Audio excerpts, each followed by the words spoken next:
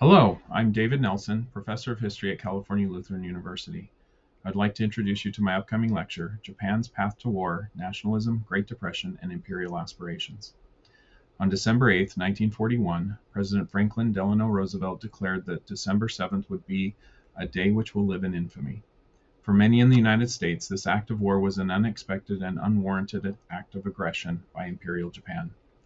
For Japan, the attack was another stage in a series of events and ongoing concerns regarding its sovereignty, national security, and economic prosperity that have its roots going back to the first interaction with the United States and other Western nations that ultimately led to a civil war that saw the collapse of the Tokugawa shogunate and the assertion of imperial rule under the young Emperor Meiji in 1868 by a handful of young leaders who saw the need to modernize and westernize Japan in order to strengthen the country to prevent colonization by Western imperialist powers.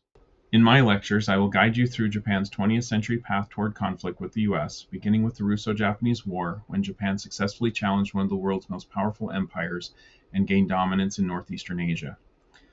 From there, I will explain the state's promotion of nationalism from that time through the 1920s, where the chaos of Japan's fledgling Democratic Party politics and the pursuit of multilateral foreign policy threatened the Imperial Japanese Navy and Army and their perceived ability to defend Japan from potential threats such as Soviet aggression and Chinese political instability.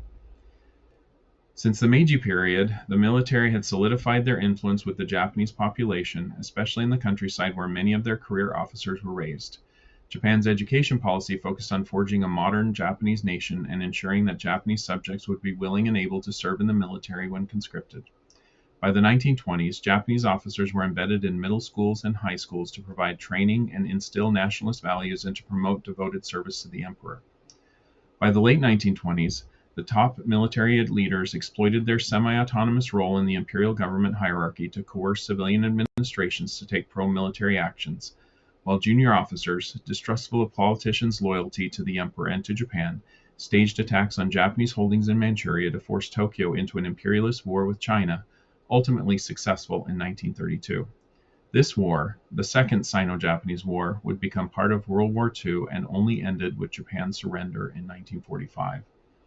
Finally, I will discuss the lack of a concerted international response to Japanese aggression in China, largely due to the global depression that left the world focused on their own economic challenges.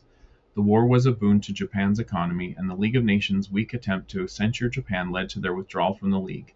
The one exception was the United States, who called for sanctions and increased those sanctions as the war dragged on through the 1930s.